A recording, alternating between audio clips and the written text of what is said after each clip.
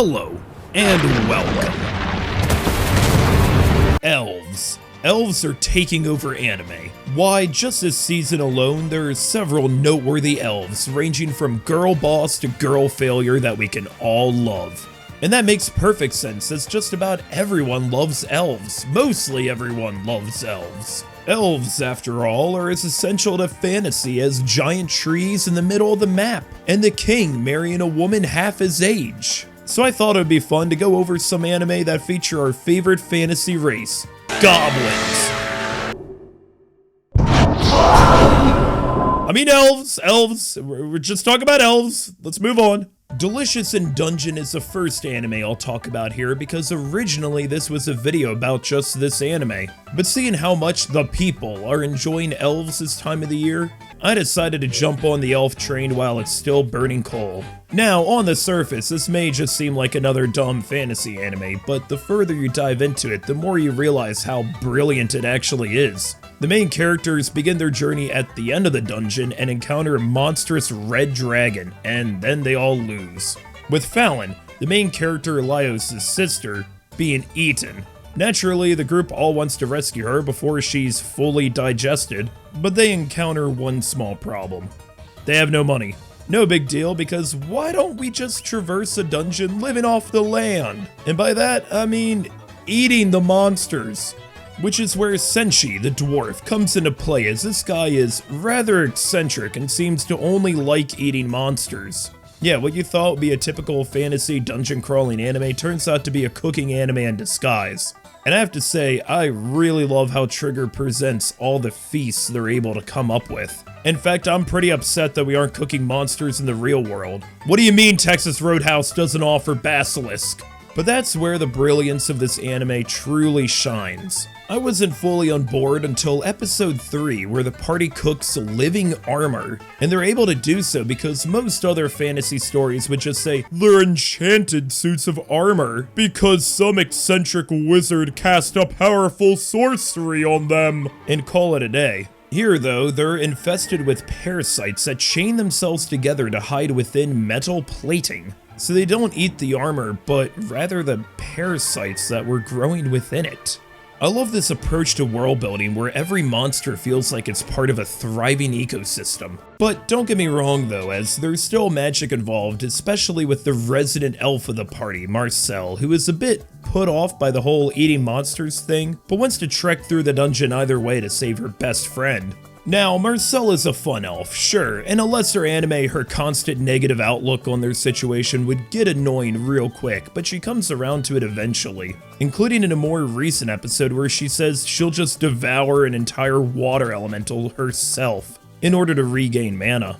Now, if that's not character development, I don't know what is. Overall, she's so essential to the rest of the party, as is everyone else. They really can't get through this dungeon without relying on one another and each of their strengths to balance out their weaknesses. And because of her, I give Delicious in Dungeon an elf rating of all the menu items at the Cheesecake Factory over the amount of menu items at Five Guys. But, of course, she's not the only new elf from this season, as we also have Tales of Wedding Rings. I can go through the entire plot synopsis like I did for the last anime, but what you really need to know is that this is an anime version of Lord of the Rings. We've got an evil Lord of Darkness who uses his own rings to beckon people towards his will, a white-haired wizard accompanying the party and guiding them along their way, an ancient elven society cut off from the rest of the world, cat girls. See, it's the exact same thing, just more horny. And speaking of the elves, their kingdom is surrounded by a massive barrier of wind. Now, keep in mind, these are elves. They've been living here like this for who knows how long inside of a raging tornado. I understand that it's to protect themselves from threats from the Abyss King, who I was referring to earlier, but can you imagine how loud that would be?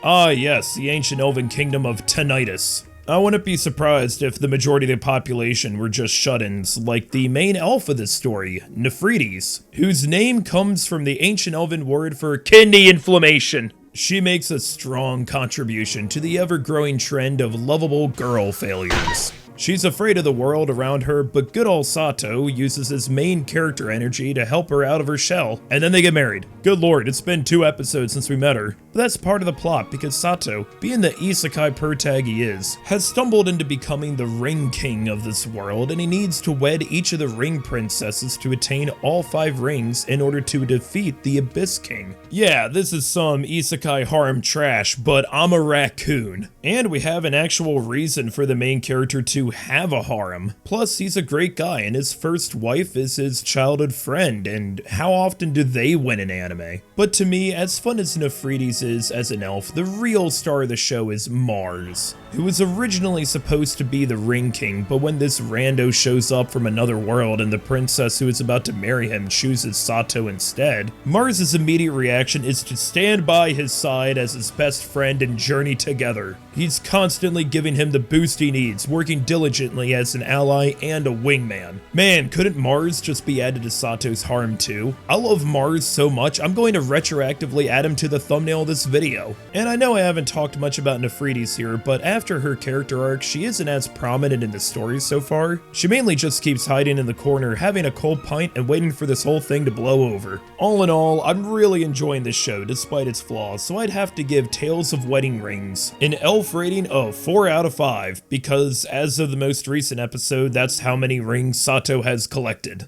However, the search for great anime elves doesn't end there, as just recently our weeb and Coomer archaeologists have uncovered the hidden record, that being the record of Lodoss War, dating all the way back to the prehistoric era of 1990, a time before I existed, when all there was were cavemen banging on sticks and rocks, and Depeche Mode, an OVA series based on a really long and expansive franchise premiered. That's right, we're going back to the ancient times of 4:3 aspect ratio. In fact, if you're watching this video and you were there when this anime came out, then you must be an elf yourself. Now, I'll admit, I'm not planning to go over this series with a comprehensive or exhausted overview, because I've only watched a handful of episodes so far, but what got me to check it out was... Ooh, how beautiful!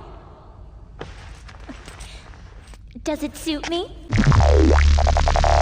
This, everyone, is D-Lit. Heh, do you even lift, bro? The main elf of this series. She joins the party because honestly she didn't seem to have much else that she was doing at the time, as they traverse the land of Lodoss, finding themselves in a war between the forces of the goddess of light and the goddess of darkness. That's the abridged version I'm giving because the first episode gives a much more detailed history of the entire world. The era of the gods was closing. The heavens trembled as the armies of Phalis, god of light, clashed with those of Phalaris, god of darkness. Each side had but one survivor. They met in a final battle that echoed to the ends of the earth. A perpetual battle ensued. Spasmaticus, a young king on a mad quest to rule the world. Goddess of creation, and Mongo, great barbarian from the north, seeking to conquer new lands for his kingdom. goddess of destruction. Only one can emerge victorious. What you need to know is that this is a full-on fantasy adventure where the main villain seems to be Ganondorf. Now, being that this is from the early 90s, the voice acting is definitely of its time. The boy couldn't kill time if he wanted to.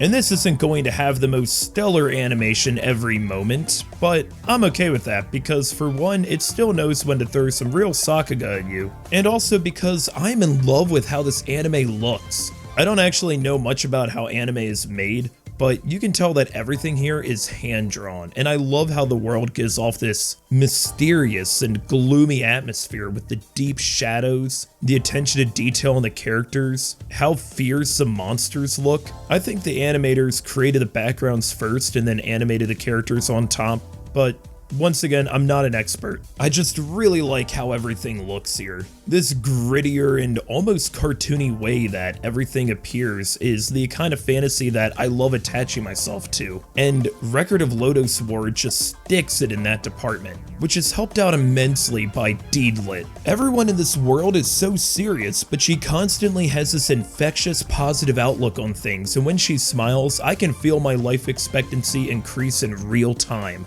and her design and her personality is such a great contrast to how bleak and terrifying the rest of the world appears. I'm excited to watch more, and as for the elf rating, I give Record of Lodoss War, a multiple anime series, manga, video games, tons of novels out of a Japanese role-playing tabletop game that this whole series is based off of. Also, did you know that this anime was made by Madhouse? Speaking of which, it is once again time to praise Frieren Beyond Journey's End, because when I made my fall tier list earlier in the year, it was ranked as a #1 anime on Mal.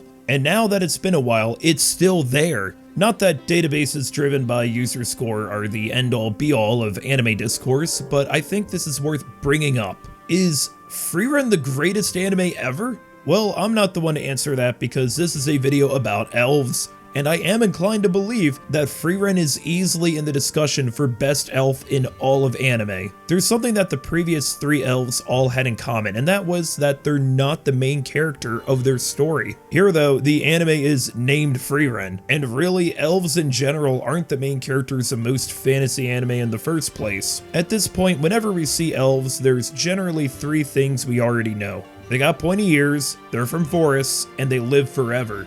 That last bit is fairly important to their character development because most anime elves that I've seen just casually mention it in passing conversation. Hey, you free Thursday? Which year? Frieren Beyond Journey's End, on the other hand, takes its premise and runs with it. How would an immortal elf view others that she meets? How can someone impact her life when their entire lifespan is just a fleeting moment in her own? Will an immortal ever fully realize their feelings towards mortals before it's too late? How can we get our healer to stop drinking all the time? All extremely important questions that are just swept under the rug with other anime. This is a rare example of an anime that is heavily focused on flashbacks, but it doesn't impact the pace of the story. Heck, some of the best episodes of this series are very flashback intense, because each time we get to see how Frieren has learned to develop feelings for others, and how the passage of time has affected her throughout her life. She spent a mere 10 years of her life on a journey with the most important people she'd ever meet, and now she's on a new journey where we'll see the experience she gained throughout her previous impact her outlook on life now. And this is helped out immensely by the production from Studio Madhouse. So much detail is expressed without anything being said. Frieren's earrings glistening in the reflected sunlight, the stillness and uneasiness of the unknown at night, the howling winds of a mountainous winter,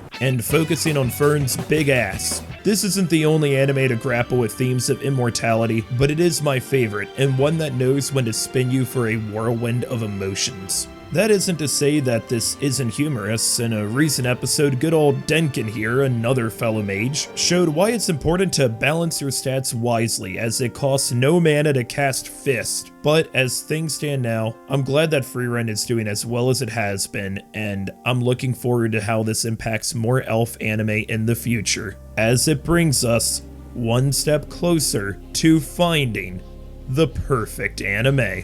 But these are just a handful of anime elves, and we've got more to come. For instance, next season we've got Mushoku Tensei coming back, as well as an Archdemon's Dilemma, How to Love Your Elf Bride, and later in the year, ReZero Season 3. Hopefully! If you enjoyed this video, then make sure to sub Golems for more walking vegetable gardens. Thanks for watching, and I know this video was a mere 13 minutes, but those 13 minutes changed you.